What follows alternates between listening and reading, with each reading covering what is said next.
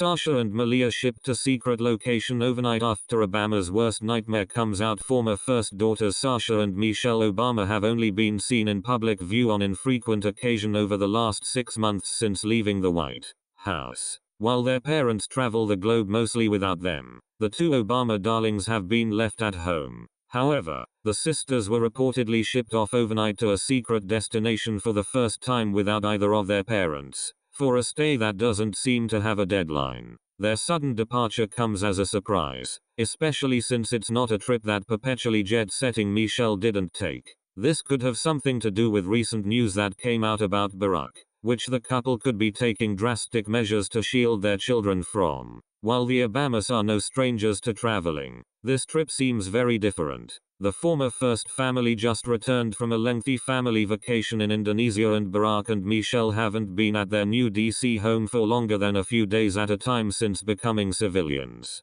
However, their daughters don't typically jet set off without one of their parents until this past weekend, when they were seen at a small, intimate location in Palm Springs, California. Local news confirms the facility isn't exactly what they have grown accustomed to, with just 20 bungalows on the property as opposed to a massive resort or private residence that they typically retreat to. A Palm Springs restaurant has confirmed Sasha and Malia Obama were in the Coachella Valley this weekend, according to KESQ. Management at SoPA and El Horizon Resort and Spa confirmed the Obamas dined at the restaurant last night with a small group. They also said Saturday night was the last dinner service before the restaurant closed for the rest of the summer. The restaurant will reopen on the 1st of September. Of all of the places in this country and beyond for two entitled teens to vacation away from the parents, it's a little strange that they would either pick or be sent to a remote desert retreat that's more fit for their father than his 18 and 16 years old daughters. In fact, their mother went there as at the start of her post-presidential tripping and was so bored with herself there that she left Barack behind to golf while she took off to hang out with celebrities on a tropical private island. What's not so strange, however, is the timing of this particular trip based on what Barack Obama's nemesis has scheduled against him. Perhaps Obama thought that the investigation into his alleged wiretapping of the soon-to-be president at the time,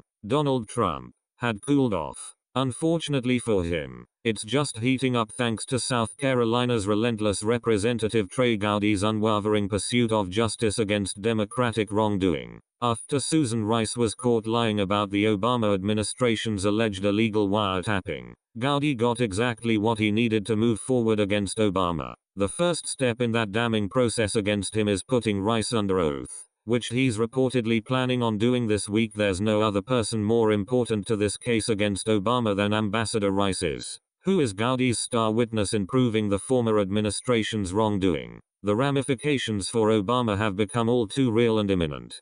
Proof that he's freaking out is that he just made an effort to block investigators from accessing sensitive records regarding the unmasking of Rice. Circa News reports, Judicial Watch, the Washington, D.C.-based watchdog group, announced Wednesday that the National Security Council denied them access to materials regarding the unmasking by Obama National Security Advisor Susan Rice. The National Security Council informed Judicial Watch in a letter that its request for records submitted by the intelligence community of former National Security Advisor Susan Rice or her team have been moved in with other property that now belongs to the Barack Obama Presidential Library. Judicial Watch submitted a Freedom of Information Act (FOIA) request on the 4th of April, 2016. Tom Fitton, president of the Judicial Watch, said the group made the request because they believe that the Obama administration misused the intelligence powers granted to the president despite his domestic political opponents,